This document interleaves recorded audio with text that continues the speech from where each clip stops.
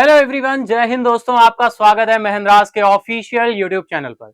बिल्कुल यार, मॉर्निंग हो चुकी है। फटाफट से लिंक को शेयर कर दीजिए जिससे मैक्सिमम से मैक्सिमम कैंडिडेट्स आपके साथ क्या हो पाए, कनेक्ट हो पाए और फाइनली हम लोग डिस्कस कर सकें। ठीक है डियर, चलिए।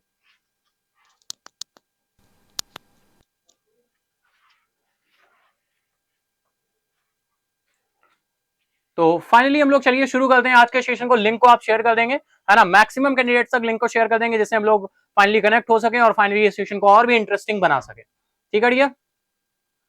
4 जुलाई का करंट अफेयर लेकर मैं तैयार हूं। क्या आप भी तैयार हैं? तो चलिए शुरू करते हैं, बढ़ते हैं अपने इंस्पिरेशनल कोट की तरफ। बिल्कुल डियर, अगर हम बात करें आज का इंस्पिरेशनल कोट है, if you don't risk anything. अगर आप कोई रिस्क नहीं उठाते तो आप बहुत बड़ा रिस्क उठाते हैं। अगर आप कोई रिस्क नहीं उठाते तो आप बहुत बड़ा रिस्क उठाते हैं, क्योंकि अगर आप रिस्क हर चीज में या हर काम में, आप कोई भी काम करें, रिस्क सभी में होती है, किसी में कम किसी में ज्यादा।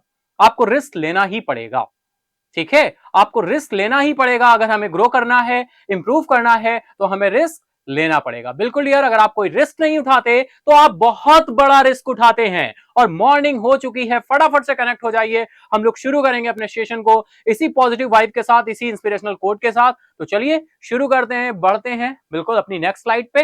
जैसा कि बिल्कुल आप देख पा रहे हैं, इंफॉर्मेशन का कलेक्शन हमें करना है।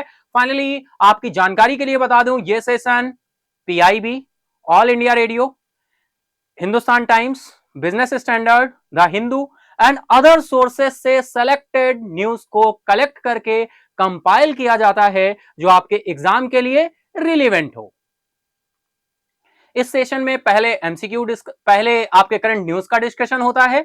करंट न्यूज के बाद हम लोग स्टैटिक का कुछ पार्ट डिस्कस करते हैं। देन स्टैटिक के बाद में हम लोग क्विज एमसीक्यू डिस्कस करते हैं स्टैटिक के बाद में, और एमसीक्यू के बाद में हम लोग क्विज विनर को अनाउंस करते हैं और टुडे क्विज क्वेश्चन को देखते हैं। ये हमारा कंपाइलेशन रहता है ना। जो भी न्यू ईयर है फाइनली उन्हें क्लियर हुआ होगा कि हम एक कंपाइल्ड वे में सेशन को किस तरह से लेकर चलते हैं। ठीक है डियर, तो चलिए फटाफट से शुरू करेंगे, बढ़ेंगे अपने फर्स्ट न्यूज की तरफ। न्यूज को भी हम थ्योरी के पार्ट पे नहीं, फाइनली अपनी नोटबुक अपनी कॉपी लेकर बैठ जाइए और फाइनली कनेक्ट करते चलिएगा, डिटेल में नोट करते चलिएगा, पॉइंट्स को कनेक्ट करते चलिएगा, जिससे आपको रिवीजन करने में और लॉन्ग टाइम तक ध्यान रखने में क्या हो, हेल्प हो। ठीक है, चलिए एक एक न्यूज को हम कनेक्ट करेंगे और सीखेंगे कि कैसे हम उसे लॉन्ग पीरियड तक ध्यान रखें, कैसे हम उसे रिवाइज करें और कैसे हम ध्यान रखें। ठीक है डियर, तो चलिए चलते हैं फर्स्ट न्यूज की तरफ। बिल्कुल, आज हम फर्स्ट न्यूज की बात करें तो डियर बात हो रही है एनसीपी लीडर अजीत पवार जी की। इन्होंने एकनाथ शिंदे की जो शिवसेना पार्टी है and BJP government in Maharashtra take oaths as a deputy CM along with 8 other party leaders, यानी 8 अदर पार्टी लीडर्स के साथ इन्होंने क्या किया है, उप मुख्यमंत्री के रूप में शपथ ले ली है। तो अब महाराष्ट्र की अगर हम बात करें तो यहां पर उप मुख्यमंत्री आपके कितने हो गए, 2 हो गए। एक आपके कौन हो गए, देवेंद्र फडणवीस साहब हैं, और दूसरे आपके कौन हैं, अजीत पवार हैं। ठीक है, महाराष्ट्र में अगर हम सीएम की बात करें तो आप सभी जानते हैं, बहुत ही सिंपल, एकनाथ शिंदे के नेतृत्व वाली यहां पर सरकार शिवसेना की सरकार है। ठीक है डियर, बहुत ही इंफॉर्मेशन है, केवल इंफॉर्मेशन है, एज अ इंफॉर्मेशन है। उप मुख्यमंत्री के रूप में इन्होंने शपथ ली है तो ये हमारे लिए इंपॉर्टेंट हो गया।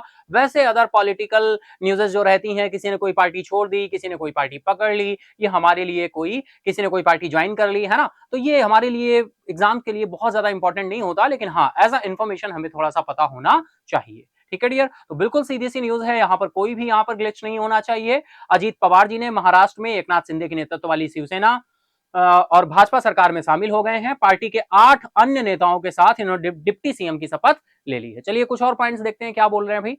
महाराष्ट्र में एक बड़े राजनीतिक घटनाक्रम में राष्ट्रवादी कांग्रेस पार्टी के नेता अजीत पवार 2 जुलाई 2023 यानी रविवार के दिन शिवसेना भाजपा सरकार में शामिल हो गए और राज्य के उप मुख्यमंत्री के रूप में शपथ ली इन्होंने। अब राज्य में 2 उप मुख्यमंत्री होंगे, यानी दूसरे उप मुख्यमंत्री भाजपा नेता देवेंद्र फडणवीस हैं और आपके अजीत पवार जी ने भी शपथ ले ली है। ठीक है डियर, तो यहां पर कैसे कनेक्ट करेंगे, फाइनल हम नाम लिख लेते हैं, अजीत पवार, है ना, चीफ मिनिस्टर के रूप में इन्होंने एज अ शपथ ली है।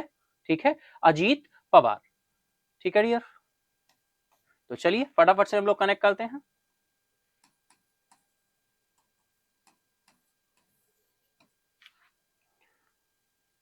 उप मुख्यमंत्री के रूप में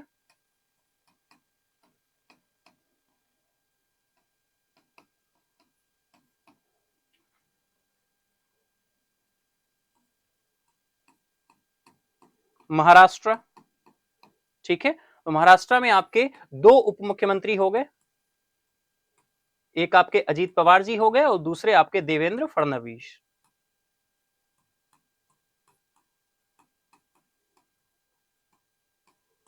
ठीक है डियर, बहुत ही सिंपल सा आपका यहां पर कनेक्ट हो जाएगा, ठीक है। बिल्कुल इतना क्लियर है सभी को, यहां पर कोई भी डाउट नहीं होना चाहिए। NCP leader Ajit Pawar joins Eknath Shinde, है ना।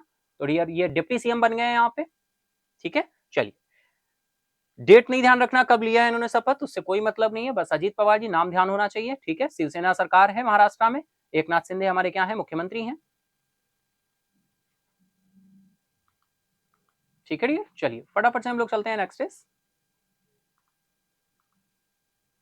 नेक्स्ट आ रहे हैं टी एस सिंह देव अपॉइंटेड छत्तीसगढ़ डिप्टी सीएम। बिल्कुल आज हम डिप्टी सीएम की लगातार बैक टू बैक 2 न्यूज़ेस हैं।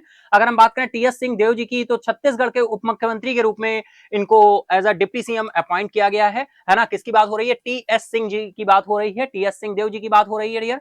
चलिए यहां पर भी कनेक्ट करते हैं, फटाफट से देखते हैं हम क्या बोल रहे हैं।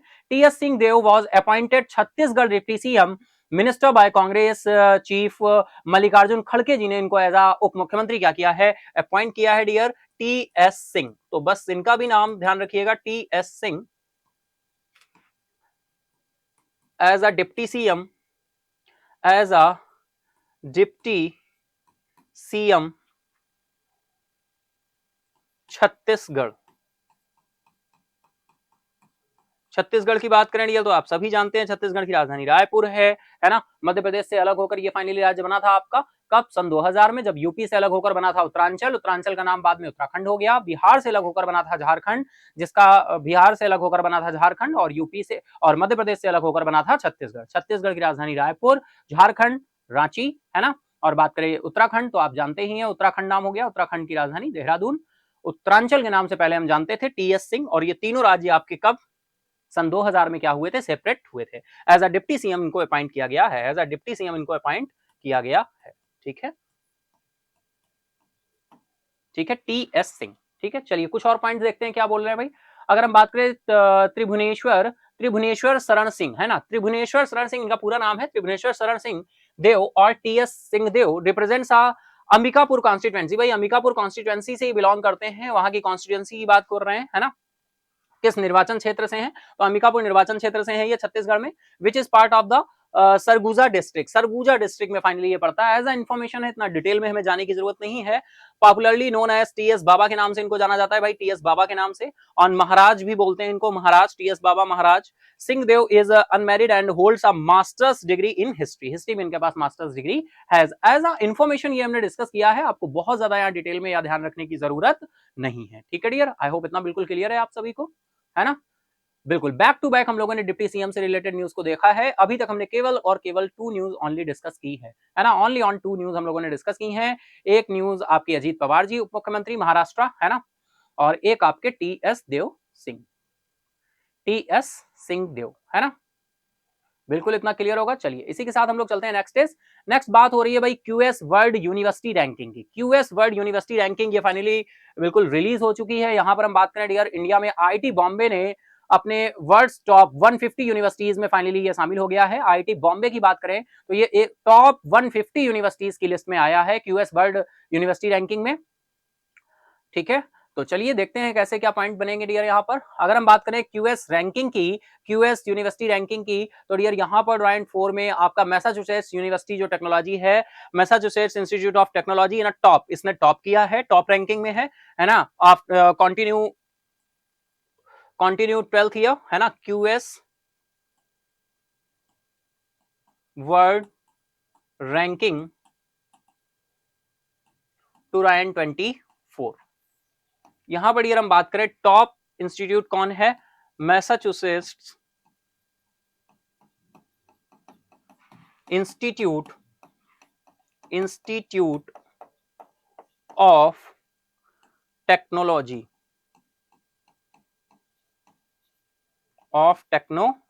MIT। तो डियर ये किस पे है, टॉप पे है,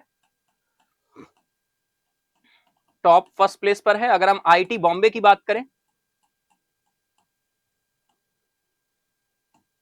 तो ये टॉप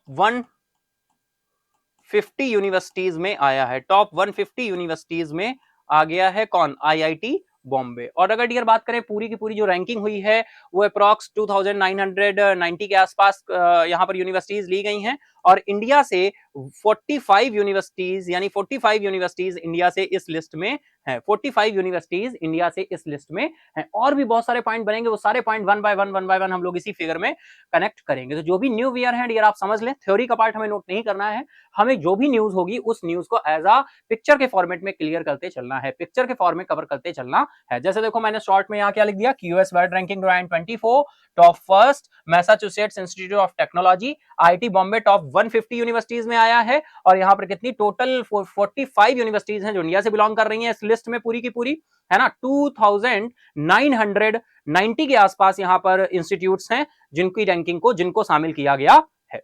ठीक है, आई होप इतना बिल्कुल आपको क्लियर होगा। ठीक है, इससे पहले भी हमने जो भी न्यूज डिस्कस की तो एक बार हम लोग बैक में देख लेते हैं, जो फर्स्ट और सेकंड न्यूज देखी वो हमने किस तरह से कनेक्ट की। तो यहाँ पे टॉप 10 हमने बिल्कुल स्टार्ट किया। फर्स्ट इज हम लोगों ने देखी अजीत पवार, उप मुख्यमंत्री देवेंद्र फडणवीस। इस तरह से आपको न्यूज को कनेक्ट करते चलना है। कोई भी अदर पॉइंट आ रहा है तो फाइनली आपको इसी तरह से यहाँ पर कनेक्ट करना है, जिससे, और यही फिगर आपको केवल अपनी कॉपी में, नोटबुक में बनाते चलना है, जिससे आप उसको याद रखो। थ्योरी के पार्ट पे आपको लिखने की जरूरत नहीं है।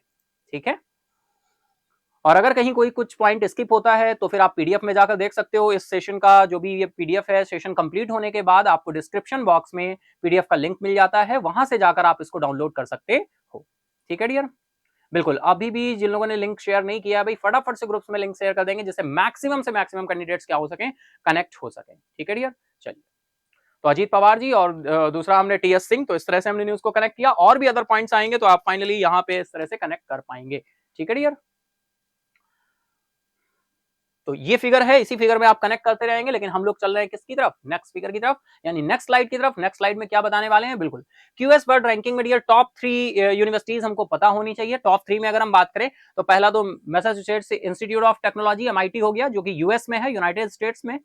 फिर दूसरा जो आपका है यूनिवर्सिटी है वो है university of Cambridge, UK, United kingdom, है ना। थर्ड है आपकी university of Oxford, United kingdom. ठीक है, ये भी यूके की है। University of Cambridge second place पर है, university of Oxford third place पर है। तो ये तीन टॉप 3 यूनिवर्सिटीज जो हैं, इनके नाम बिल्कुल आपको ध्यान रखने होंगे, डायरेक्टली कहीं ना कहीं एग्जाम का पार्ट जरूर बनेगा, है ना। इतना क्लियर है सभी को, बिल्कुल। आई होप इतना आपको बिल्कुल क्लियर होगा, इतना आपको बिल्कुल क्लियर होगा। ठीक है डियर, चलिए इसी के साथ देख लेते हैं। फोर्थ प्लेस पर है हार्वर्ड यूनिवर्सिटी, यूनाइटेड स्टेट्स, और स्टैनफोर्ड यूनिवर्सिटी भी है। स्टैनफोर्ड यूनिवर्सिटी लास्ट ईयर अगर मुझे ध्यान आ रहा है तो ये थर्ड प्लेस पर थी, अब ये फिफ्थ प्लेस पर पहुंच गई है। इसको यूनिवर्सिटी ऑफ ऑक्सफोर्ड ने क्या कर दिया है, रिप्लेस कर दिया है। ठीक है डियर, चलिए। तो टॉप 5 यूनिवर्सिटीज यहां पर दी गई हैं, आप इन्हीं को टॉप 5 को ध्यान रख लेंगे तो इनफ है। आप 3 भी ध्यान रखेंगे तब भी इनफ है। हार्वर्ड यूनिवर्सिटी फोर्थ प्लेस पर है, स्टैनफोर्ड यूनिवर्सिटी आपकी, हार्वर्ड यूनिवर्सिटी यूएस और स्टैनफोर्ड यूनिवर्सिटी भी यूएस। तो यूएस और यूके का यहां पर दबदबा है। ठीक है डियर, चलिए नेक्स्ट इज हम लोग चलते हैं। देखिए बात हो रही है IIT Bombay has been ranked the first in India, यानी इंडिया में अगर हम बात करें तो इन इंडिया में आईआईटी बॉम्बे की जो रैंकिंग है वो क्या है, फर्स्ट है। IIT Bombay, IIT Bombay. तो डियर कैसे कनेक्ट करेंगे भाई, QS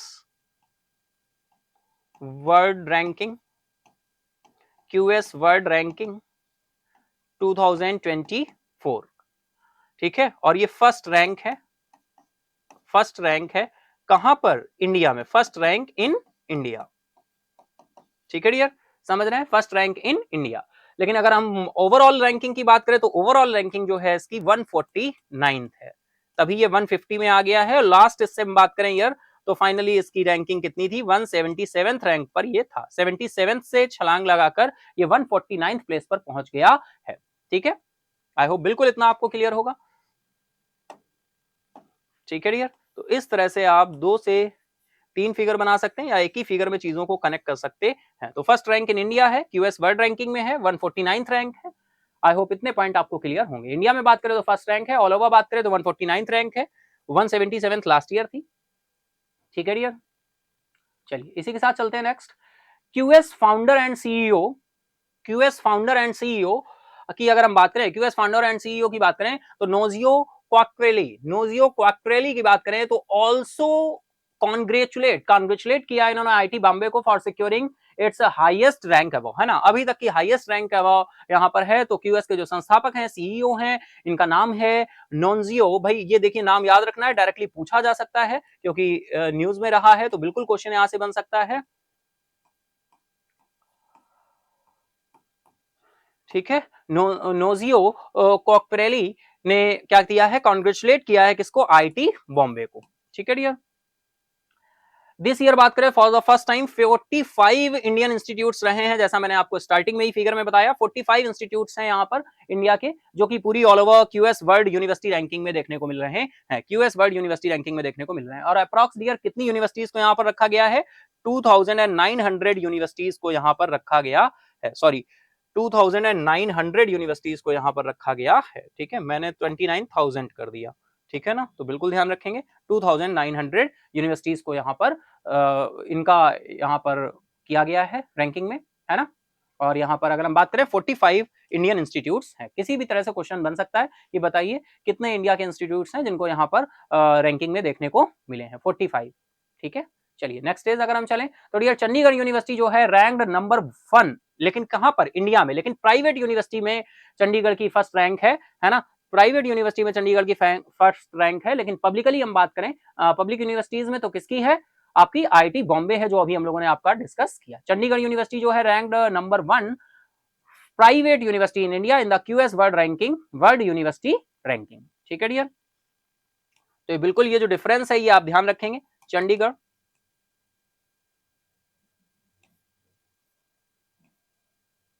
Chandigarh University ranked first private university है, first private university in India, यानी प्राइवेट यूनिवर्सिटीज में ये फर्स्ट रैंक है।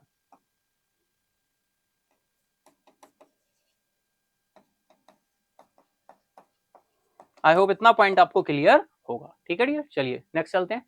नेक्स्ट न्यूज आ रही है भाई हमारी आईएफ से, इंडियन एयरफोर्स की बात हो रही है। Rafale fighter jet to take part in Bastille Day parade in Paris. अगर हम बात करें बेस्टिल डे परेड की इन पेरिस की बात करें तो यार फ्रांस, अगर हम बात करें फ्रांस से ही हमने फाइटर जेट्स आपके राफेल खरीदे हैं, है ना। ओवरऑल कितने फाइटर जेट्स आए हैं, 32 फाइटर जेट्स आपके राफेल हमें देखने को मिले हैं, 32 फाइटर जेट्स राफेल देखने को मिले हैं।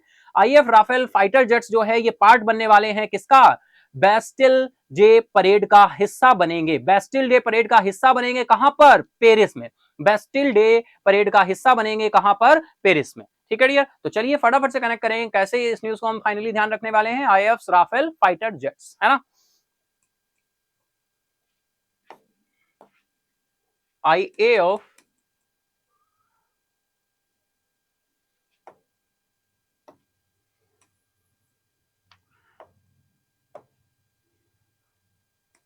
IAF fighter jets, fighters jet Rafale, है ना, फाइटर जेट्स राफेल। तो ये फाइटर जेट्स राफेल हैं, ये हिस्सा बनने वाले हैं मिलिट्री कॉन्टिनेजेंट बैलिस्टल डे। ठीक है डियर, कौन सा डे है, बैलिस्टल डे, बेस्टिल डे। ठीक है, बेस्टिल डे फ्लाई पास्ट हो गई है। ठीक है, तो बेस्टिल डे फ्लाई पास्ट में भाग लेने के लिए तैयार हैं। जहां पर डियर अगर हम सबसे बड़ी बात करें तो यहां पर गेस्ट ऑफ ऑनर भी रहेंगे, यानी प्राइम मिनिस्टर नरेंद्र मोदी जी भी रहेंगे, प्रधानमंत्री साहब भी रहेंगे, पीएम नरेंद्र मोदी जी रहेंगे, guest of honour, guest of honour. ठीक है, गेस्ट ऑफ ऑनर। तो डियर एक देखिए ये पॉइंट बना है, गेस्ट ऑफ ऑनर है, मिलिट्री कॉन्टिनेजेंट है, बेस्टिल डे है ना, और ये आईएएफ फाइटर जेट्स राफेल यहां पर क्या करने वाले हैं, पार्टिसिपेट करने वाले हैं। आई होप बिल्कुल इतना पॉइंट आप क्लियर समझ पा रहे होंगे, है ना।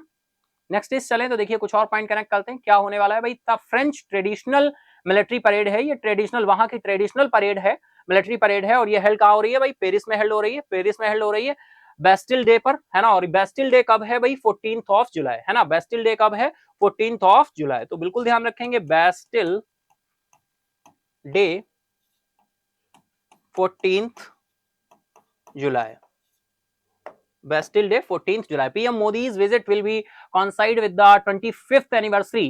ये 25th एनिवर्सरी है इंडिया और फ्रांस की, अगर हम बात करें 25th एनिवर्सरी, 25th एनिवर्सरी है स्ट्रेटेजिक पार्टनरशिप की, स्ट्रेटेजिक पार्टनरशिप, स्ट्रेटेजिक पार्टनरशिप किसके बीच में, India and France, India and France. और डियर स्ट्रेटेजिक पार्टनरशिप का मतलब हमने आपको बताया था, स्ट्रेटेजिक पार्टनरशिप होती है कि इसको बहुत ही आसानी से हम ब्रेक नहीं कर सकते, ऐसे एग्रीमेंट्स, ऐसे एमओयूज जिनसे हम बहुत ही आसानी के साथ उनसे ब्रेक होके उनसे बाहर नहीं हो सकते हैं, ठीक है ना। स्ट्रेटेजिक और पार्टनरशिप है हमारा फ्रांस, है ना। 25th एनिवर्सरी है, तो उसी मौके पर फाइनली बेस्टिल डे जो कि 14th ऑफ जुलाई को हो रहा है फाइनल, यहाँ पर as a honour, as a guest of honour के रूप में प्रधानमंत्री नरेंद्र मोदी जी भी पार्टिसिपेट करेंगे, वो भी वहां पर रहेंगे। और ये सैन्य परेड है वहां का, ट्रेडिशनल आपका परेड है, और ये पेरिस में हेल्ड होगी, फ्रांस के पेरिस में 14th ऑफ जुलाई को। आई होप इतने पॉइंट आपको बिल्कुल क्लियर होंगे अच्छे से, ठीक है डियर, इतना डन है सभी को। चलिए नेक्स्ट पेज अगर हम चलें तो देखिए कुछ और पॉइंट बोल रहे हैं, इनको भी ऐड करते जाएंगे। India procured 36 Rafale jets from France under an inter government framework. Bharat एक अंतर सरकारी ढांचे के तहत फ्रांस से 36 राफेल जेट खरीदे डियर। कितने 36 राफेल जेट खरीदे, कितने राफेल जेट खरीदे, 36। तो बिल्कुल ये पॉइंट आपको ध्यान रखना है, 36 हमने राफेल जेट, तो बहुत ही सिंपल सा है, फाइनली आपको भी फाइनली ये पता होगा, ध्यान होगा। 36 राफेल जेट्स हमने खरीदे हैं। The Rafale jets are India's first major acquisition of fighter planes in 23 years after the Sukhoi jets. भाई इससे पहले अगर हम बात करें तो ये सुखोई जेट्स हमने खरीदे थे कहां से, रशिया से। उसके बाद में अपने आप में ये सबसे बड़ा इंपोर्ट देखने को मिला, जो कि हमने कहां से किया है, फ्रांस से किया है। और राफेल जेट्स हमने फाइनली परचेज किए हैं, और कितने, 36, है ना। सुखोई जेट्स हमने इंपोर्ट किए थे फाइनली रशिया से, है ना। चलिए इसी के साथ ही हम लोग चलते हैं नेक्स्ट इज, नेक्स्ट न्यूज आ रही है डियर, यूपीआई बिल्कुल all panchayat will be UPI enabled हो जाएंगी फ्रॉम 15th ऑफ अगस्त से। बिल्कुल यहां पर अगर हम बात करें कमर कस ली गई है यूपीआई के लिए। यूनिफाइड पेमेंट इंटरफेस की बात करें तो यूनिफाइड पेमेंट इंटरफेस के रिगार्डिंग अगर हम बात करें तो इस बार का जो हम लोग इंडिपेंडेंस डे सेलिब्रेट करने वाले हैं 15th ऑफ अगस्त को, तब तक सभी पंचायतें, जितनी भी पंचायत हैं, ऑल पंचायत ये यूपीआई इनेबल्ड हो जाएंगी। पूरी तरीके से यहाँ पर तैयारी हो चुकी है, ट्रेनिंग कैंप्स एंड अदर बहुत सारी चीजें चल रही हैं, जिससे सारी पंचायतों को हम क्या बना सकें, यूपीआई इनेबल्ड बना सकें, ठीक है, यूपीआई इनेबल्ड बना सके। चलिए फटाफट से देखते हैं, कनेक्ट करते हैं न्यूज को। तो यूपीआई इनेबल्ड, यूपीआई इनेबल्ड, अब देखिए यहां पर ये न्यूज फाइनली डेट पूछ सकते हैं आपके कि यूपीआई इनेबल्ड बनाने के लिए हमने कब तक के लिए बात की है, तो हमने 15th ऑफ अगस्त तक बात की है, 15th of August, 15th of August UPI enabled होंगी all panchayat, all panchayat in India, all panchayat in India, ठीक है, ऑल पंचायत इन इंडिया। और डियर इसकी रिक्वायरमेंट भाई क्या आई है, required adopt digital payment for development project, digital payment for developing projects, digital payment and development projects, development projects, ठीक है डियर। तो according to a letter issue by the Panchayat Raj ministry, panchayat Raj ministry ने finally ये according to a letter issue कर दिया है ना। Finally all panchayat आपकी 15th ऑफ अगस्त तक क्या हो जानी चाहिए, आपकी यूपीआई इनेबल्ड हो जानी चाहिए, ठीक है। चलिए चलते हैं नेक्स्ट इज, कुछ और पॉइंट देखते हैं भाई। Panchayat have also been asked to hold meeting, एक मीटिंग रखी गई with various providers and vendors, है ना, service providers and vendors on 30th June, 30 जून को एक मीटिंग रखी गई, और वहीं पर यह फैसला लिया गया है, a list with detail of contact person from, भाई किस तरह से कॉन्टैक्ट में रहेगा पर्सन, है ना, यूपीआई प्लेटफॉर्म्स, यूपीआई प्लेटफॉर्म्स, जितने भी यूपीआई प्लेटफॉर्म्स हैं उनके थ्रू, यूपीआई प्लेटफॉर्म्स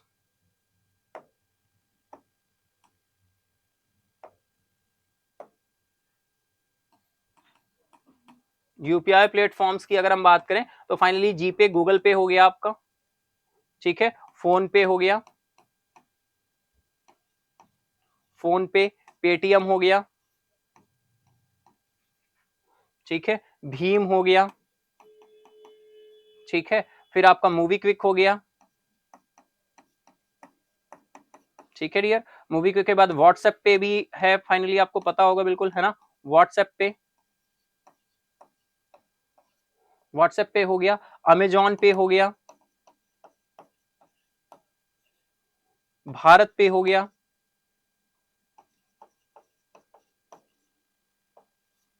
है ना, has been shared by the ministry. तो भाई Google Pay, PhonePe, Paytm, भाई भीम, MobiKwik, WhatsApp Pay, Amazon Pay and BharatPe, finally इनके थ्रू क्या करना है, यूपीआई प्लेटफॉर्म्स को हमें ऑल पंचायत को यूपीआई इनेबल्ड बनाना है, यूपीआई इनेबल्ड बनाना है, ठीक है डियर। नेक्स्ट इज अगर हम बात करें बाय 15 जुलाई, 15 जुलाई तक यहाँ पर क्या बोला गया, 15 July panchayat have to choose appropriate service providers and finalise vendors by 30 July as per guideline by the ministry. जैसे कि गाइडलाइन दी गई है मिनिस्ट्रीज को, 30 जुलाई तक क्या करना है, सभी को 30 जुलाई तक अंतिम रूप दे देना है, फाइनलाइज कर देना है, फाइनलाइज कर देना है, ठीक है, आपको बस एज अ इंफॉर्मेशन ध्यान रखना है बस। नेक्स्ट न्यूज की तरफ चलें तो नेक्स्ट न्यूज आ रही है हमारी बिल्कुल, तुर्कमेनिस्तान इनॉग्रेट्स, तुर्कमेनिस्तान ने इनॉग्रेट किया है, अगर हम बात करें तो एक सिटी जिसका नाम है एरकाडॉग, एरकाडॉग का उद्घाटन किया और इसकी लागत है डियर $5 बिलियन, है ना, एक स्मार्ट सिटी के रूप में, नाम से एक स्मार्ट सिटी की तरह से तुर्कमेनिस्तान ने इनॉग्रेट किया है आर्कडॉग स्मार्ट सिटी, आर्कडॉग स्मार्ट सिटी, जिसका जो लागत है, कॉस्टिंग है, वो इसकी कॉस्टिंग आपकी कितनी है, आपकी $5 बिलियन, ठीक है डियर, $5 बिलियन। तो बिल्कुल सीधा सा पॉइंट आपको ध्यान रखना है, तुर्कमेनिस्तान की बात हो रही है, चलिए कनेक्ट करते हैं। तो एर्कडॉग, है ना, सबसे पहले जो पॉइंट निकल कर आ रहा है, स्मार्ट सिटी आपका नेम क्या है, एर्कडॉग, ब्रैकेट में हम तुर्कमेनिस्तान लिख देंगे। तुर्कमेनिस्तान की कैपिटल और करेंसी फाइनली आप लोग कमेंट बॉक्स में बताएंगे, है ना, जिससे आपका रिवीजन हो सके। तुर्कमेनिस्तान बहुत ही इंपॉर्टेंट, कोई भी न्यूज अगर आपकी न्यूज किसमें करंट में रही होती है, न्यूज में रही होती है, तो फाइनली उसकी कैपिटल और करेंसी बहुत ही इंपॉर्टेंट हो जाती है ना डियर। चलिए, तो एर्कडॉग तुर्कमेनिस्तान, है ना, इसको क्या किया गया है, लॉन्च किया गया है,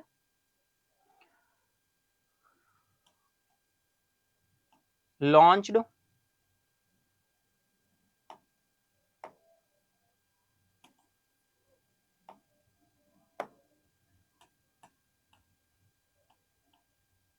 लॉन्च्ड, है ना डियर, और फाइनली लॉन्च किया गया है, और इसकी कॉस्टिंग की अगर हम बात करें तो कितनी है, $5 बिलियन, है ना, $5 बिलियन। ये मैंने रुपी का साइन बना दिया है भाई, इसको हटाना है ना। अभी हम लोग देखें बिल्कुल अमाउंट हमने देखा कितना, $5 बिलियन, $5 बिलियन है, ठीक है डियर, कितना है, $5 बिलियन है, ठीक है, एज अ स्मार्ट सिटी है। और भी पॉइंट निकलेंगे यहाँ पर स्मार्ट सिटी, और डियर यहाँ पर अगर हम बात करें तो कितने पर्सन्स के लिए है डियर, अप्रॉक्स 70,000 पर्सन्स को ध्यान में रखकर ऐसा किया गया है ना। तो Turkmenistan opened a new futuristic smart city dedicated to its former president, जो फॉर्मर प्रेसिडेंट हैं उनकी याद में, उनको डियर ये क्या है, एक श्रद्धांजलि अर्पित कर रही है, उनका लिए ट्रिब्यूट है, former president, former president Gurbanguly, Gurbanguly Berdimuhamedov मुखोमोदेव, है ना,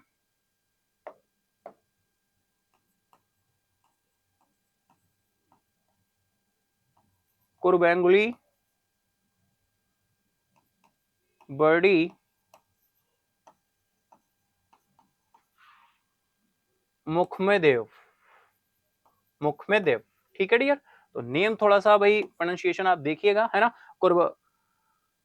कुरबारगुली वर्डी मुखमेदोव, ठीक है, को ये क्या है, ट्रिब्यूट है फाइनली इनके लिए, डेडिकेटेड है, ठीक है। शहर का नाम जो है वो क्या रखा गया है, द सिटी नेम्ड एर्कडॉग और प्रोटेक्टर। एर्कडॉग की बात करें तो यहाँ की लोकल लैंग्वेज में फाइनली इसे क्या बोला जाता है, प्रोटेक्टर बोला जाता है, यानी अगर हम बात करें तो क्या बोलेंगे हिंदी में, अगर हम बोले संरक्षक, ठीक है ना, प्रोटेक्टर, ठीक है। चलिए और देखते हैं और क्या पॉइंट्स निकल कर आ रहे हैं। वही 70,000, the city designed for 70,000 is named Archdog Protector, a title used by former president Gurbanguly, former president Gurbanguly Vardi Mukhmedev, who led the country for 15 years before being succeeded last year by his son Sardar. ठीक है dear, जिन्होंने पिछले साल अपने बेटे के sadder द्वारा उत्तराधिकारी बनने से 15 वर्षों तक देश का नेतृत्व किया था। ठीक है डियर, तो बिल्कुल ये आपको ध्यान रखना है ना। आई होप बिल्कुल इतना क्लियर होगा, यहाँ पर यहाँ तक आपको क्लियर होगा। चलिए देखते हैं कुछ और पॉइंट्स क्या बोल रहे हैं। The first phase of the aqueduct cost and estimated 3.3 billion, है ना। फर्स्ट फेज में अगर हम बात करें तो इसकी कॉस्टिंग निकल एस्टिमेट निकल कर आया था 3.3 बिलियन डॉलर का। फिर all buildings in aqueduct are white and the all apartment blocks are 7 storeys high. Only electric vehicles are allowed in the city. भाई इसमें इलेक्ट्रिक व्हीकल्स अलाउड रहेंगे, केवल और केवल इलेक्ट्रिक वाहनों को अनुमति होगी। Only electric vehicles are allowed in the city. ठीक है, एक्वेडक्ट में सभी इमारतें सफेद हैं और सभी अपार्टमेंट ब्लॉक 7 मंजिल ऊंचे हैं। सभी इसके सभी कैसे हैं? 7 स्टोरेज बिल्डिंग है ना, 7 स्टोरेज बिल्डिंग है, 7 स्टोरेज हाइट। ठीक है ना। और finally only electric vehicle EVs आपके क्या हैं? अलाउड हैं। Only electric vehicle allowed. ठीक है, तो ये कुछ पॉइंट्स आपको ध्यान रखने हैं। सारे के सारे पॉइंट्स जो हमने फर्स्ट फिगर बनाया था, आप वहां पर जाकर उसे क्या कर सकते हैं? कनेक्ट कर सकते हैं। आई होप बिल्कुल इतना आपको क्लियर हो रहा होगा, है ना। बिल्कुल आपको इतना क्लियर हो रहा होगा। अगर इतना क्लियर हो रहा है तो फटाफट से एक बार चैट बॉक्स में यस लिख दीजिए, है ना। फटाफट से एक बार चैट बॉक्स में यस लिख देंगे। ठीक है, चलिए तो इसी के साथ चलते हैं डियर हम लोग नेक्स्ट न्यूज की तरफ। देखते हैं नेक्स्ट पॉइंट क्या निकल कर आएंगे। नेक्स्ट आ रहे हैं डियर, तो इंडिगो की बात हो रही है। Indigo becomes first Indian airline. Indigo first Indian airline बन गई है जिसने 1 लाख करोड़ का मार्केट कैपिटलाइजेशन क्रॉस किया है। ठीक है, इंडिगो क्या बन गया है भाई? फर्स्ट आपकी इंडियन एयरलाइन बन गई है। फर्स्ट इंडियन एयरलाइन बनी है जिसने 1 लाख करोड़ का 1 लाख करोड़ का मार्केट कैपिटलाइजेशन क्या किया है? क्रॉस किया है। मार्केट कैप क्रॉस किया है 1 लाख करोड़ का। ठीक है डियर, फर्स्ट इंडियन एयरलाइन बन गई है इंडिगो। ठीक है, आई होप बिल्कुल इतना पॉइंट आपको एज इन्फॉर्मेशन ध्यान रखना है। डायरेक्टली क्वेश्चन बनेगा यहां से कि बताइए कौन सी इंडियन एयरलाइन कंपनी है जिसने अभी हाल ही में 1 लाख करोड़ का मार्केट कैपिटलाइजेशन क्या किया है? क्रॉस किया है। तो आप क्या बोलेंगे? इंडिगो। ठीक है डियर, इंडिगो का अगर हम साइन की बात करें तो इस तरह से आपका इसका ये लोगो निकल कर आता है। ठीक है, अब आप बोलेंगे सर ये लोगो बनाने का क्या मोटिव है? डियर ये मोटिव इसलिए है कि अगर हम ऐसा करेंगे तो फाइनली हमें इंडिगो ध्यान रहेगा और एक ये पिक्चर क्रिएट हो जाएगी हमारे दिमाग में। जब भी कहीं क्वेश्चन आएगा तो फाइनली हमें इंडिगो ध्यान आ जाएगा। इसके अलावा ये कहीं भी हमारे दिमाग से बाहर जाने वाला नहीं है। ठीक है डियर, तो फाइनली मैंने भी यहाँ पर ड्रॉ कर लिया है, आप भी अपनी कॉपी में से ड्रॉ कर लीजिएगा। ये थोड़े से इनोवेटिव और आइडियाज होते हैं, थोड़ा सा टाइम देने के लिए। ठीक है ना, बात हो रही है किसकी? इंडिगो की। ठीक है, चलिए चलते हैं नेक्स्ट इज, देखते हैं क्या भाई, है ना। तो फाइनली कनेक्ट करेंगे इंडिगो।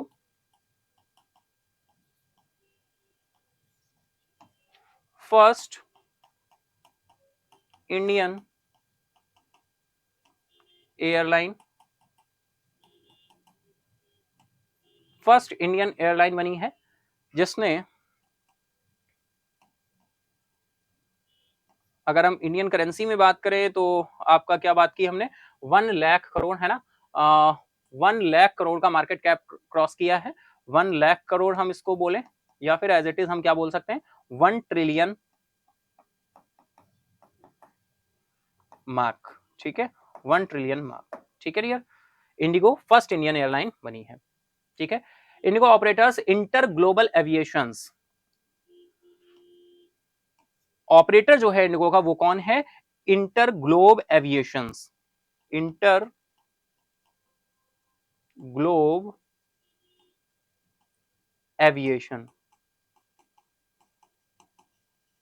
इंटर ग्लोब एविएशंस का market capitalisation become the first Indian aviation company है टू क्रॉस 1 ट्रिलियन मार्क। ठीक है डियर, इस तरह से फिगर की तरह से आप इसे कनेक्ट करेंगे। ठीक है, आई होप बिल्कुल इतना क्लियर होगा, यहां तक कोई भी डाउट कोई कंफ्यूजन नहीं होगा। कुछ और पॉइंट्स हैं तो हम देखेंगे, कनेक्ट करेंगे, है ना। क्या पॉइंट निकल कर आ रहे हैं भाई?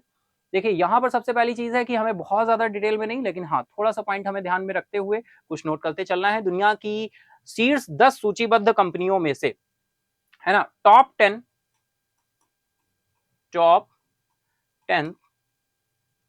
सूचीबद्ध कंपनियों में से, यानी लिस्टेड एविएशन फर्म में से, listed aviation firms top 10 listed aviation firms में से अगर हम बात करें तो मूल्य के हिसाब से अगर हम बात करें तो डेल्टा एयरलाइंस इंक दुनिया की सबसे बड़ी एयरलाइन है ना, कौन सी है? Delta Airlines Inc. तो final first is Delta Airlines Inc, Delta Airlines Inc, ठीक है dear. Is the world biggest airline by value with the market cap of, market cap of इसका कितना है, जिसका बाजार पूंजीकरण है, मार्केट कैपिटलाइजेशन है इसका, मार्केट कैप है 29.62 बिलियन, ठीक है, 29.62 बिलियन डॉलर, ठीक है। इसके बाद हम बात करें साउथ वेस्ट एयरलाइन कंपनी आती है, इसके बाद साउथ वेस्ट एयरलाइंस, ठीक है, साउथ वेस्ट एयरलाइंस कंपनी आती है। नेक्स्ट हम बात करें इसके बाद आपकी आती है Ryanair Holding PLC, Ryanair Holding PLC, Ryanair Holding PLC, ठीक है डियर। तो ये आपके टॉप 10 लिस्ट एविएशंस में टॉप 3 आपकी ये कंपनीज हैं, इनका नाम आप ध्यान रख सकते हैं। फर्स्ट और सेकंड तो बिल्कुल ध्यान रखना है। Delta Airlines Inc, Delta Airlines Inc 29.62 billion dollar है। दूसरा आपका साउथ वेस्ट एयरलाइन कंपनी है, साउथ वेस्ट एयरलाइन कंपनी है, और रायनर आपका थर्ड प्लेस पर है। नेक्स्ट इज अगर हम चले United airlines holding PLC ranked eight the number 4, United airlines holding PLC आपकी किस नंबर पे है? फोर्थ प्लेस पे है, फॉलोड बाय एयर चाइना, फिर फिफ्थ नंबर पे आपकी एयर चाइना आ जाती है ना। फोर्थ प्लेस पर आपका यूनाइटेड एयरलाइंस है होल्डिंग पीएलसी है, फिर इसके बाद में एयर चाइना आ जाती है, फिर सिंगापुर एयरलाइन आ जाता है सिक्स प्लेस पे, फिर सेवंथ नंबर पे चाइना साउथर्न एयरलाइन आ जाती है, फिर आपकी एट्थ नंबर पे चाइना ईस्टर्न एयरलाइन कंपनी आ जाती है,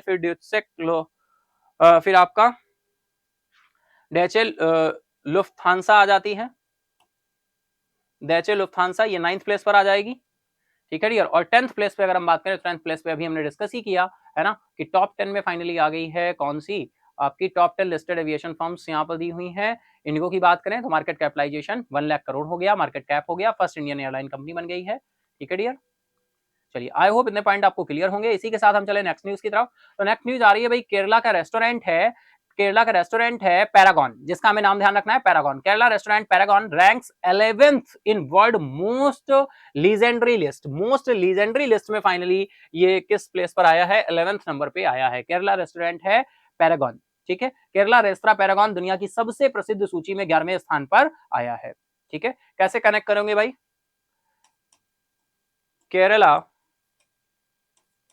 रेस्टोरेंट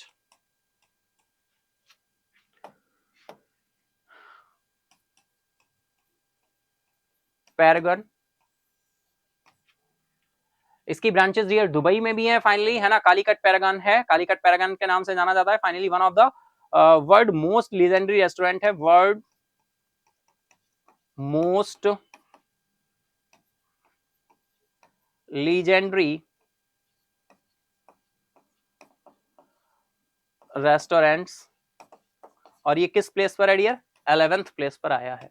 किस प्लेस पर आया है? 11th प्लेस पर आया है डियर। और भी रेस्टोरेंट्स हमें देखने को मिलेंगे यहाँ पर, है ना, और भी रेस्टोरेंट्स देखने को मिलेंगे। चलिए देखते हैं, कुछ और पॉइंट्स कनेक्ट करते हैं। नेक्स्ट इस बात करें द रेस्टोरेंट्स, तटीय शहर कोझिकोड में स्थित है यह restaurant. Online food guide Taste Atlas, ये जो सूची जारी की गई है किसके द्वारा जारी की गई है? Online food guide Taste Atlas, ठीक है। ऑनलाइन फूड गाइड यहीं पर हम लोग ऐड कर लेंगे, online food guide, online food guide Taste Plus, Taste Plus, ठीक है dear. Online food guide Taste Plus के द्वारा ये रिपोर्ट जारी की गई है, online food guide Taste Atlas, ठीक है, टेस्ट एटलस, टेस्ट एटलस, ठीक है, Taste Atlas. The list also include in each restaurants most iconic dishes which is biryani in Paragon's case, है ना। बात करें तो कोझिकोड में फाइनली तटीय शहर कोझिकोड में स्थित रेस्तरा स्थित है, फाइनली दुबई वगैरह में भी है, फाइनली इसकी ब्रांचेस हैं, है ना। वही बोला केरला रेस्तरा पैरागॉन, जिसकी दुबई में कालीकट पैरागॉन के नाम से शाखाएं हैं, है ना। तो 11th प्लेस पर आया है, तो फाइनली बिल्कुल इंपॉर्टेंट हो सकता है ना डियर। चलिए फिर इसके बाद में कुछ और पॉइंट्स को देखें अगर हम। टेस्ट एटलस के द्वारा ये यहाँ पर ये रिपोर्ट जारी की गई है ना। Next is the extensive list spans several countries and cuisines and clinches the top spot in Figlmuller in Vienna. इस लिस्ट में टॉप किसने किया है? तो टॉप जो है डियर वो किसने किया है? तो टॉप किया है आपका वियना के फिग्लुमुलर ने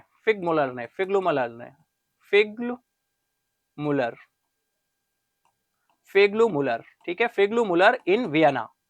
और वियना आप जानते हैं, वियना ऑस्ट्रिया की कैपिटल है वियना, है ना। वियना के फिग्लुमुलर ने टॉप किया है, ठीक है। 11वें नंबर पर इंडिया का पैरागॉन रेस्टोरेंट आया है, केरला का रेस्टोरेंट है, कोझिकोड में फाइनली है ना, कोझिकोड में है। और फाइनली ये आपका दुबई एंड अदर जगह भी इसकी ब्रांचेस हैं। कालीकट पैरागॉन के नाम से ये जाना जाता है ना। जो एक ही व्यंजन, अगर हम बात करें फिल्मुलर की, यहाँ बोल रहे हैं which is known for specialising single dish central Wiener arch, ठीक है। ये सेंट्रल वेनर आर्ट के रूप में विशेषज्ञता के लिए जाना जाता है। नेक्स्ट इस बात करें aside Paragon several other restaurant from India, और भी रेस्टोरेंट्स हैं इंडिया के जो यहाँ पर इंक्लूड हुए हैं। अगर हम बात करें तो देखिए क्या लिखा हुआ है, इंक्लूडिंग लखनऊ टुंडे कबाबी, टुंडेस कबाबी एट नंबर 12th। डियर टुंडेस कबाबी की बात करें लखनऊ की, तो ये 12th प्लेस पर है, ठीक है, ये 12th प्लेस पर है। यानी बस एक ही प्लेस आपका पैरागॉन से इंडिया में अगर हम बात करें तो दूसरे प्लेस पर आता है। इसके बाद में 12th नंबर फिर भी कोलकाता का पीटर कैट, कोलकाता का आपका पीटर्स कैट, ये किस प्लेस पर है? ये 7th प्लेस पर है, 17th प्लेस पर है, सॉरी 17th, 17वें नंबर पर है कोलकाता का Peter Cat at the number of 17, ठीक है डियर। तो आई होप इतने पॉइंट बिल्कुल आप ध्यान रख पाएंगे। ये केरला रेस्टोरेंट की फाइनली पैरागॉन से स्टार्ट हुआ, पैरागॉन 11th प्लेस पर है, 12th नंबर पे एलकीओ का टुंडे कबाबी है, लखनऊ का टुंडे कबाबी, और 7th प्लेस पर आपका कोलकाता का पीटर कैच है, ठीक है। और टॉप किसने किया है भाई? फिल्मुलर वियना, ऑस्ट्रिया के फिल्मुलर वियना ने यहाँ पर क्या किया है? टॉप किया है, ठीक है। तो ये कुछ पॉइंट्स आपको ध्यान रखने होंगे। इसी के साथ हम चले नेक्स्ट न्यूज की तरफ। नेक्स्ट न्यूज आ रही है भैया, इंडिया ने बीट किया है ईरान को मेंस एशियन कबड्डी चैंपियनशिप में, मेंस एशियन कबड्डी चैंपियनशिप में। तो चलिए कनेक्ट करते हैं फटाफट से India,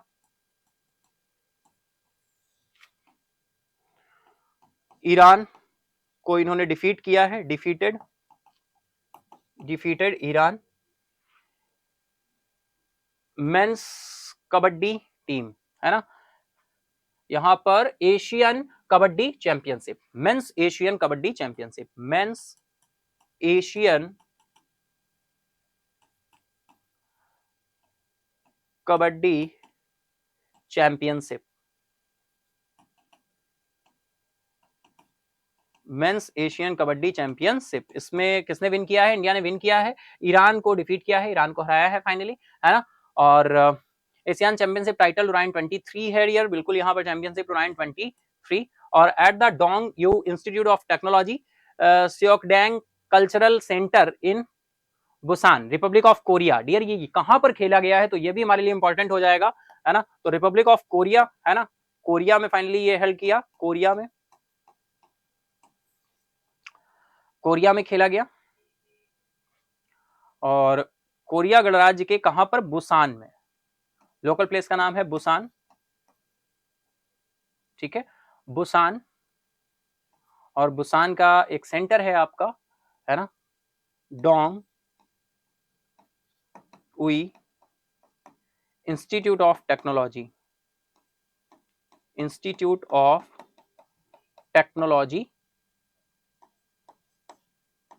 सियोकडेंग cultural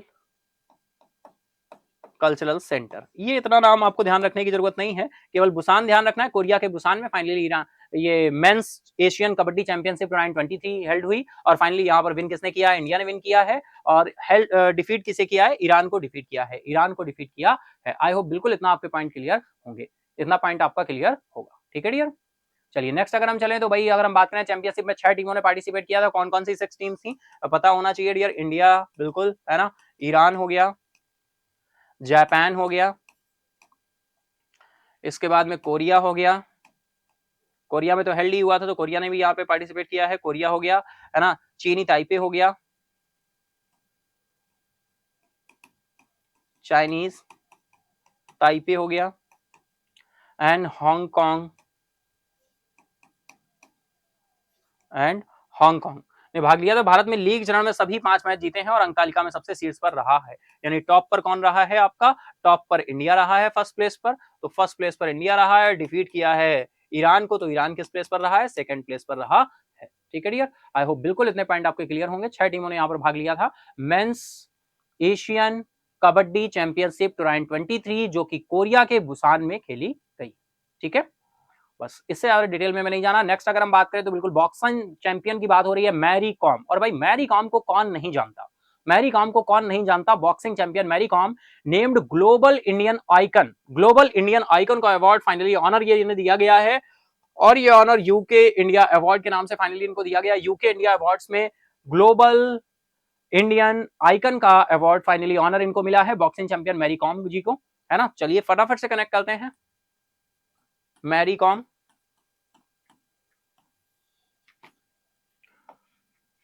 global Indian icon, global Indian icon, global Indian icon of the year. ठीक है, of the year award.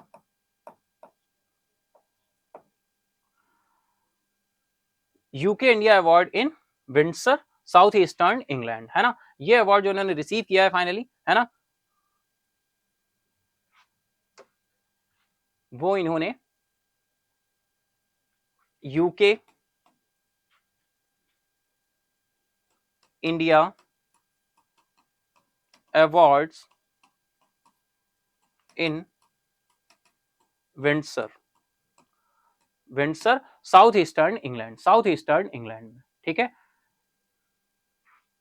I hope बिल्कुल इतना क्लियर होगा। अगर हम बात करें स्पोर्टिंग लीजेंड महिला मुक्केबाजी में, अगर बात करें भारत की पहली ओलंपिक पदक विजेता है ना, पहली ओलंपिक पदक विजेता है किसमें? बॉक्सिंग में, है ना। अगर हम बात करें बॉक्सिंग में, मुक्केबाजी में, बॉक्सिंग में India's first ever Olympic medallist हैं, India's first ever Olympic medallist हैं। ठीक है डियर, बस आपको मैरी कॉम जी का नाम ध्यान रखना है, इनका ध्यान रखना है। Global Indian icon of the year award से फाइनली इनको क्या किया गया है? सम्मानित किया गया है। ठीक है डियर, तो बिल्कुल फटाफट से आपको ध्यान रखना है। यूके इंडियन अवार्ड है और बॉक्सिंग चैंपियन मैरी कॉम को यूके इंडिया अवार्ड्स में ग्लोबल इंडियन आइकन का के लिए नामित किया गया है। कुछ और पॉइंट्स देखें तो 40 ईयर्स ओल्ड है boxer, received the award from India High Commission of the UK Vikram Doraiswami, Vikram Doraiswami at a ceremony held. Finally ये जो सेरेमनी एक समारोह हुआ ब्रिटेन में, फाइनली वहां पर इन्हें अवार्ड दिया गया है, वहां पर इन्होंने अवार्ड रिसीव किया है। तो रिसीव किसने ये अवार्ड दिया है फाइनली, है ना, from Indian high commissioner, Indian high commissioner to the UK, है ना, Indian high commissioner to the UK. बहुत डीप में डेप्थ में क्वेश्चन बनेगा, तो इनका नाम आपको ध्यान रखना होगा, विक्रम दोरई स्वामी, विक्रम दोरई स्वामी। ठीक है डियर, चलिए नेक्स्ट चीज हम लोग चले तो बिल्कुल आप कौन नहीं जानता नीरज चोपड़ा जी को। नीरज चोपड़ा ने बिल्कुल लॉसाने डायमंड लीग में फाइनली इन्होंने बिल्कुल विन किया है ना, डायमंड लीग इन्होंने जीत ली है। और यहाँ पर इन्होंने जो थ्रो फेंका है वो कितना गया है? 87.66 मीटर गया। डियर कभी कभी ये भी इंपॉर्टेंट हो जाता है, फाइनली नीरज चोपड़ा ने विन किया है Lausanne Diamond League with 87.66 metre throw. अगर हम इस ईयर की बात करें तो इस ईयर का इनका दूसरा गोल्ड मेडल, दूसरा गोल्ड है ना, सेकंड गोल्ड है नीरज चोपड़ा जी का इस ईयर अगर हम बात करें तो। चलिए फटाफट से कनेक्ट करते हैं इंडियाज नीरज चोपड़ा। कैसे कनेक्ट करेंगे? तो फाइनली बिल्कुल नीरज चोपड़ा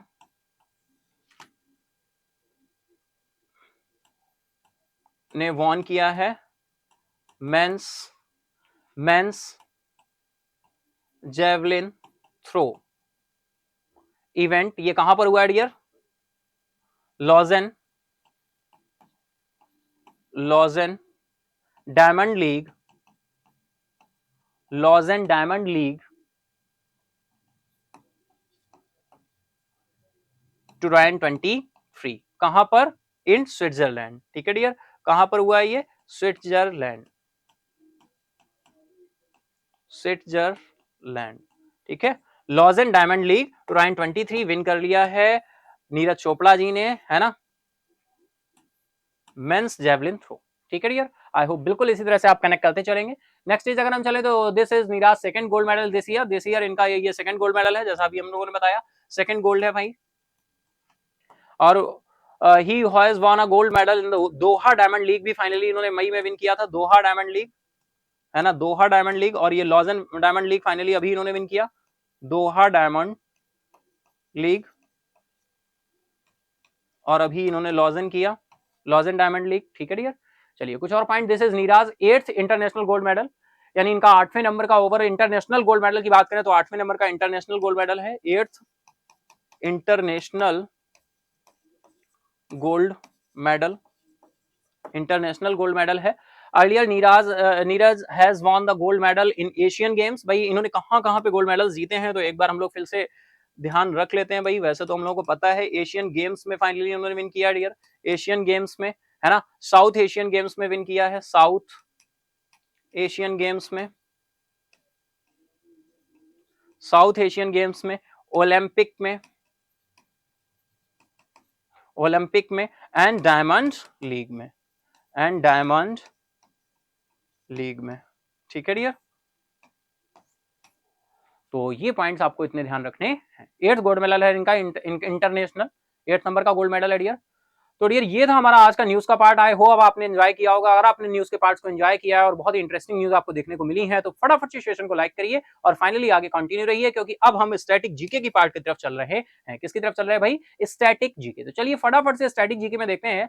लास्ट डे अगर हम बात करें डियर, हम लोगों ने क्या डिस्कस किया था? लास्ट डे हम लोगों ने करंट बजट के जो मिनिस्ट्रीज को एलोकेशंस दिए गए थे वो एलोकेशंस हमने देखे थे, है ना, मिनिस्ट्री के एलोकेशंस को हम लोगों ने देखा था।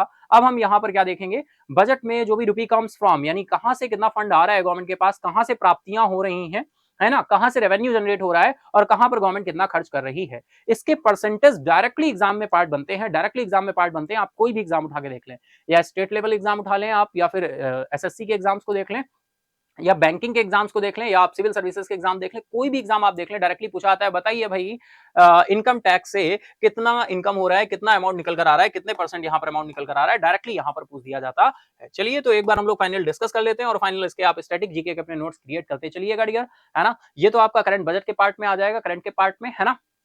डियर हम बात करें अगर बोरोइंग एंड अदर लायबिलिटीज से शुरू करते हैं यहां से, तो बोरोइंग एंड अदर लायबिलिटीज से फाइनली कितना अमाउंट आता है? 34% आता है। कितना अमाउंट आता है भाई? 34% आता है निकलकर, 34। अप्रॉक्स में हमें ध्यान नहीं रखना है, हमें एक्चुअल ध्यान रखना है, इसी वजह से मैं 35 लिख दिया मैंने। 34% बोरोइंग एंड अदर लायबिलिटीज से गवर्नमेंट की प्राप्तियां निकल कर आती हैं। नॉन टैक्स रिसिप्ट से अगर हम बात करें डियर, तो यहां से कितना आ रहा है? 6% आ रहा है। नॉन डेप्ट कैपिटल रिसिप्ट से कितना आ रहा है भाई? 2% आ रहा है नॉन डेप्ट कैपिटल रिसिप्ट से। नॉन डेप्ट कैपिटल रिसिप्ट क्या होता है डियर? ये ऐसे जैसे डिसइन्वेस्टमेंट है, तो ये डेप्ट नहीं है लेकिन कैपिटल रिसिप्ट्स है ना, डेप्ट नहीं है लेकिन कैपिटल रिसिप्ट्स है। फिर हम बात करें डियर कस्टम्स की, कस्टम से कितना आ रहा है भाई? 4% आ रहा है कस्टम से। जीएसटी से कितना आ रहा है? 17%। डायरेक्टली बहुत पूछा जाता है, बताइए जीएसटी से गवर्नमेंट का कितना कलेक्शन हो रहा है? फाइनली 17%। ठीक है डियर, कितना percent? 17%, 17%। Next is corporation tax से कितना आ रहा है? 15% आ रहा है। कॉर्पोरेशन टैक्स से कितना आ रहा है? 15% आ रहा है। इनकम टैक्स से कितना आ रहा है? 15% आ रहा है। तो टोटल आपका corporation tax and income tax तो आपका कितना? 15% टोटल 30% हुआ। यूनियन एक्साइज ड्यूटी से कितना आ रहा है डियर? 7% आ रहा है। तो ये जो परसेंटेज है सारे के सारे, ये आपको फाइनली क्या रखने होते हैं? ध्यान रखने होते हैं। ठीक है डियर। और अगर बात करें गवर्नमेंट के जो भी रेवेन्यू आते हैं डियर, तो देयर आर टू टाइप्स के रेवेन्यू होते हैं। एक आपका होता है रेवेन्यू रिसिप्ट्स, रेवेन्यू रिसिप्ट्स, और एक होते हैं आपके कैपिटल रिसिप्ट्स, कैपिटल रिसिप्ट्स। ठीक है डियर, तो फटाफट से दो पॉइंट्स बताइए, रेवेन्यू रिसिप्ट्स और कैपिटल रिसिप्ट्स में ये दोनों ही प्राप्तियां है गवर्नमेंट की, इन दोनों में से कौन सी प्राप्तियां अच्छी होती हैं? कौन सी प्राप्तियां अच्छी होती है? गवर्नमेंट की कौन सी इनकम अच्छी मानी जाती है? गवर्नमेंट की हो या हमारी खुद की हो, यार इनकम कौन सी अच्छी मानी जाती है? रेवेन्यू वाली, क्योंकि ये डेली इनकम होती है।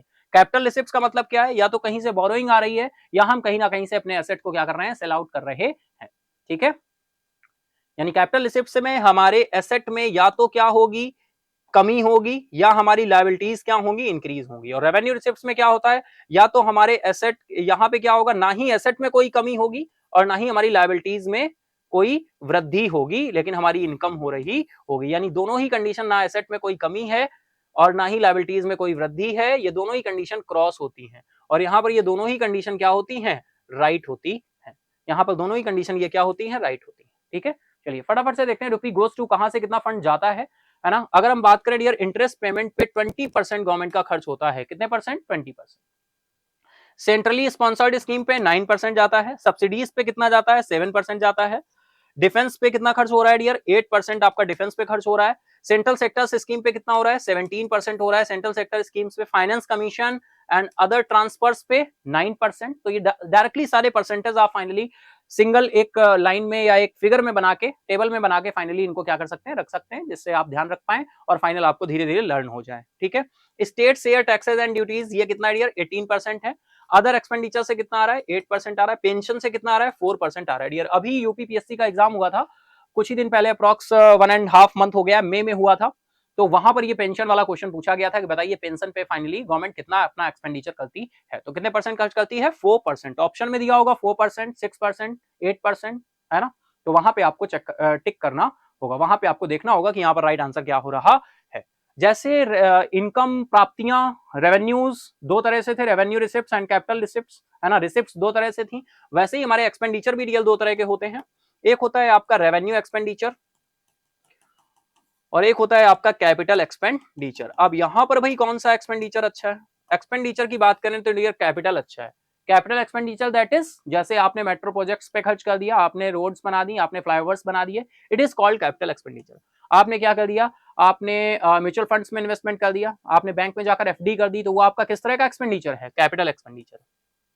रेवेन्यू एक्सपेंडिचर आपके डेली के एक्सपेंसेस, रेंटल एक्सपेंडिचर हो गया आपका, है ना, बिजली का बिल हो गया, जो डेली के खर्चे हैं आपके वो किसमें आते हैं, रेवेन्यू। रेवेन्यू दैट इज जो रेगुलर है वो रेवेन्यू है, लेकिन एक्सेप्शनल केस भी होते हैं कि जो रेगुलर नहीं है वो भी रेवेन्यू हो जाता है। जैसे हमारी जो ग्रांट्स आती हैं वो रेगुलर नहीं होती, लेकिन वो रेवेन्यू एक्सपेंडिचर में क्या की जाती हैं, कंसीडर की जाती है। आई होप बिल्कुल इतना पॉइंट आपको क्लियर होगा। इतना क्लियर है सभी को, ठीक है डियर। चलिए फटाफट से हम लोग चलते हैं नेक्स्ट इज, ये था हमारा स्टैटिक जीके का पार्ट। अब हम चलते हैं अपने क्वेश्चन आंसर्स की तरफ। क्वेश्चन आंसर्स में वन बाय वन हम लोग देखेंगे, क्वेश्चन आंसर्स को डिस्कस करेंगे। तो चलिए बिल्कुल आप रेडी हो जाइए, क्वेश्चंस के आंसर चेक करते जाइएगा, सेशन के लास्ट में बताइएगा कि फाइनली आपने कितने क्वेश्चन सही किए, कितना स्कोर आपने किया है। लेकिन हमारे लिए स्कोर नहीं, क्या इंपॉर्टेंट है, लर्निंग। लेकिन स्कोर से हम अपने आप को एनालिसिस करते हैं, एनालाइज करते हैं, ऑब्जर्व करते हैं, है ना डियर। बिल्कुल ये मत समझिएगा कि सर आप स्कोर देखने को बोल रहे हैं लेकिन आप क्या लर्निंग, भाई स्कोर लेके हमें डरना नहीं है, स्कोर हमारे लिए आगे बढ़ने की सीढ़ी होना चाहिए, है ना। चलिए फटाफट से चलते हैं फर्स्ट क्वेश्चन की तरफ। तो बिल्कुल एमसीक्यू शुरू होने वाले हैं। फर्स्ट एमसीक्यू आपका आएगा, first is which state in India is known for cultivating the queen pine Apple variety. Bharat का कौन सा राज्य रानी अनानास किस्म की खेती के लिए जाना जाता है। ऑप्शन है आपके त्रिपुरा, असम, मेघालय या फिर मिजोरम। तो टाइम स्टार्ट नाउ, फटाफट से आंसर करेंगे, फटाफट से आंसर करेंगे।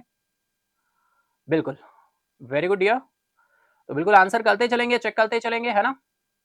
तो बात करें डियर यहाँ पर राइट आंसर की, तो चलते हैं आंसर की तरफ। राइट आंसर आपका क्या हो जाएगा, त्रिपुरा हो जाएगा, है ना। आंसर आपका राइट हो जाएगा Tripura. Next is who laid the foundation stone of the Balidan Stambh इन श्रीनगर। श्रीनगर में बलिदान स्तंभ की आधारशिला किसने रखी। ऑप्शन है आपके नरेंद्र मोदी, राजनाथ सिंह, अमित शाह या फिर रामनाथ कोविंद। तो डियर हम बात करें श्रीनगर में बलिदान स्तंभ की जो आधारशिला है वो किसके द्वारा रखी गई है। बिल्कुल टाइम स्टार्ट हो चुका है, फटाफट से आप लोग आंसर करेंगे। अगर हम बात करें यहाँ पर राइट आंसर की, तो चलिए चलते हैं आंसर की तरफ, देखते हैं राइट आंसर क्या होने वाला है। तो राइट आंसर है डियर आपका यहाँ पर अमित शाह आपका राइट हो जाएगा। Option C is right now. Next is which company is ranked as the most valuable unlisted company in the country according to the Hurun India's 2022 Burgundy Private Hurun India 500 list। Hurun India की 2022 burgundy private Hurun India 2500 सूची के अनुसार किस company को देश की सबसे मूल्यवान गैर सूचीबद्ध कंपनी का दर्जा दिया गया है ना। गैर सूचीबद्ध कंपनी की बात हो रही है, अनलिस्टेड कंपनी की बात हो रही है। Valuable, most valuable unlisted company कौन सी है यार, पूछा गया है।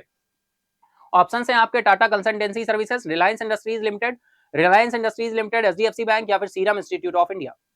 तो बिल्कुल टाइम स्टार्ट हो चुका है, फटाफट से आप लोग आंसर करेंगे। फटाफट से आंसर करेंगे और अपने आप को चेक करेंगे फाइनली आपका आंसर क्या होने वाला है।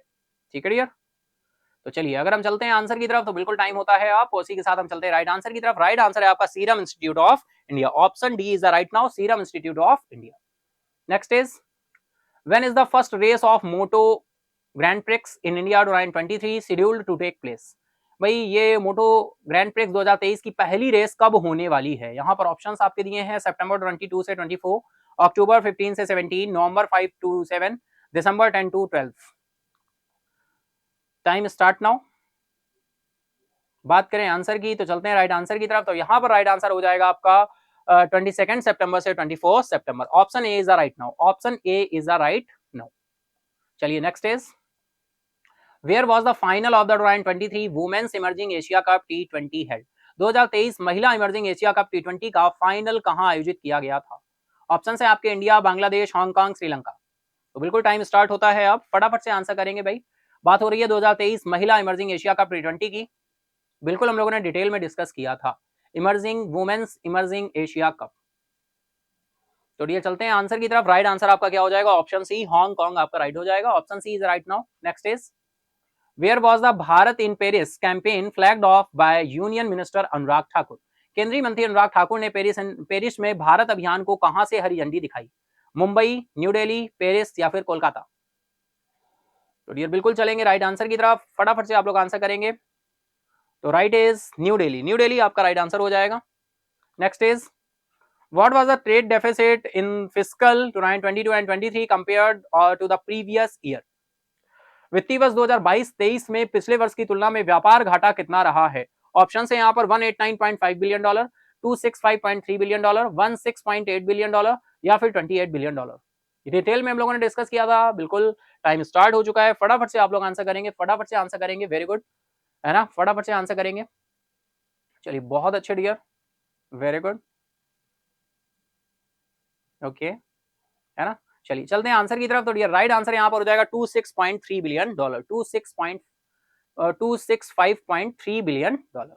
ठीक है, next is what is the projected outlay approved for the मुख्यमंत्री संपूर्ण पुष्टि योजना, MSPY। मुख्यमंत्री संपूर्ण पुष्टि योजना के लिए अनुमोदित अनुमानित परिव्यय क्या है? ऑप्शन है आपके 3208 करोड़, 4224.22 करोड़, 1000 करोड़, 1000 करोड़ या फिर ऑप्शन डी है आपका 3354.40 करोड़। तो बिल्कुल टाइम स्टार्ट हो चुका है, फटाफट से आंसर करेंगे, फटाफट से आंसर करेंगे डियर। तो डियर चलते हैं आंसर की तरफ। राइट आंसर हो जाएगा आपका 3354.40 करोड़। ठीक है, चलिए next is which three countries are named as the top 3 most competitive economies in the 2023 global competitiveness index। भाई कौन आपके विश्व प्रतिस्पर्धात्मक सूची में कौन से 3 देश हैं जिनको शीर्ष 3 सबसे अधिक प्रतिस्पर्धात्मक अर्थव्यवस्थाओं के रूप में नामित किया गया है? ऑप्शन है आपके, option A Denmark, Ireland and Switzerland, option B में India, China and United States, option C United Kingdom, Germany and Japan, option D है Brazil, Russia and South Africa. तो फटाफट से बिल्कुल आंसर करेंगे यहाँ पर। चलते हैं आंसर की तरफ डियर, बिल्कुल राइट आंसर आप करेंगे। तो चले आंसर की तरफ। राइट आंसर हो जाएगा डेनमार्क, आयरलैंड, स्विट्जरलैंड। ये आपके टॉप 3 कंट्रीज हैं जो फाइनली यहाँ पर क्या हुए हैं, टॉप किया है जिन्होंने। ठीक है, चलिए चलते हैं नेक्स्ट क्वेश्चन की तरफ। नेक्स्ट एंड लास्ट है ना, what is the prize amount for both the Bal Sahitya पुरस्कार एंड युवा पुरस्कार अवार्ड। डियर बिल्कुल इनका अनाउंसमेंट हुआ था, हम लोगों ने डिटेल में देखा था। यहाँ पे बाल साहित्य पुरस्कार और युवा पुरस्कार दोनों पुरस्कारों की पुरस्कार राशि क्या है? ऑप्शन ए है आपका 25,000 ईच, 40,000 ईच या फिर 50,000 या फिर 75,000। तो फटाफट से बिल्कुल टाइम स्टार्ट नाउ, फटाफट से आंसर करेंगे। चलें राइट आंसर की तरफ। तो डियर राइट आंसर यहाँ पर क्या जाएगा आपका 50,000, है ना, 50,000 रुपए का फाइनली यहाँ पर कैश प्राइज मिलेगा एंड पट्टिका मिलेगी तांबे की। ठीक है, तो राइट आंसर हो जाएगा। तो डियर ये था हमारा आज का एमसीक्यूज का पार्ट। फाइनल हम लास्ट डे के क्विज के आंसर को देख लेते हैं। क्वेश्चन था हमारा who will awarded Gandhi peace prize for the year 2021। तो डियर राइट आंसर है यहाँ पर Gita Press, option A is a right now, है ना। राइट आंसर आपका क्या हो जाएगा? गीता प्रेस, है ना। चलिए एक्सप्लेनेशन फाइनली दिया हुआ है, फाइनली इसको जाकर आप पीडीएफ में फाइनली देख सकते हैं एक्सप्लेनेशन को। ठीक है डियर, पूरा डिटेल में यहाँ पर दिया हुआ है, डिस्क्रिप्शन बॉक्स में आपको पीडीएफ मिल जाएगी, वहां से जाकर डाउनलोड करके आप पीडीएफ से यहाँ पर एक्सप्लेनेशन को देख सकते हैं। नेक्स्ट इज हम देखें विनर कौन है भाई हमारा यहाँ पर, है ना। तो विनर कौन होने वाला है, फटाफट से हम लोग चलते हैं। फर्स्ट विनर हमारे 5 पार्टिसिपेंट्स हैं जो कनेक्ट हुए हैं यहाँ पर।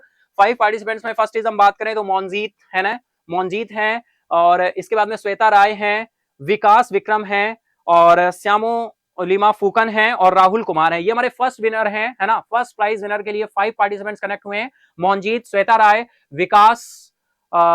विकास विक्रम हैं और श्यामो लिमा फूकन और राहुल कुमार। कॉन्ग्रेट्स डियर, बहुत अच्छे। चलिए चलते हैं सेकंड विनर की तरफ।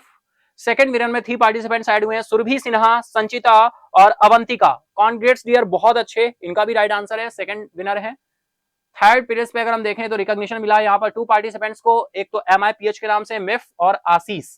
फाइनली ये थर्ड विनर है। कॉन्ग्रेट्स डियर, बहुत अच्छे। नेक्स्ट इज वॉलंटियर में अगर हम देखें तो वॉलंटियर में नजीम मंसूरी जी हैं, नजीमन मंसूरी जी हैं। कॉन्ग्रेट्स डियर, बहुत अच्छे, वेल डन, है ना। तो ये वॉलंटियर्स हैं हमारे। फटाफट से हम चलते हैं आज के क्विज क्वेश्चन की तरफ। तो देख लेते हैं आज का क्विज क्वेश्चन क्या होने वाला है। तो ये रहा आज का quiz question. Which institute has received accreditation from the national accreditation board of education and training, यानी NABT, है ना, national accreditation board of education and training. तो डियर यहाँ पर कौन सी यूनिवर्सिटी है? ऑप्शन ए है आपका Aligarh Muslim University, Geological Survey of India Training University. Option C है Indian Institute of Science Education and Research और ऑप्शन डी है Indian Institute of Social Welfare and Business Management. तो डियर ये है आज का quiz question.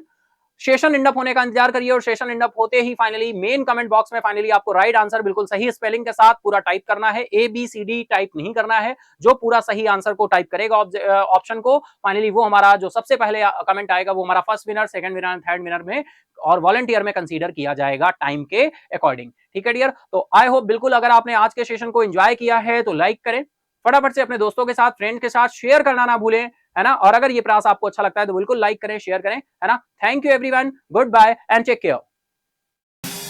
Subscribe now and press the bell icon.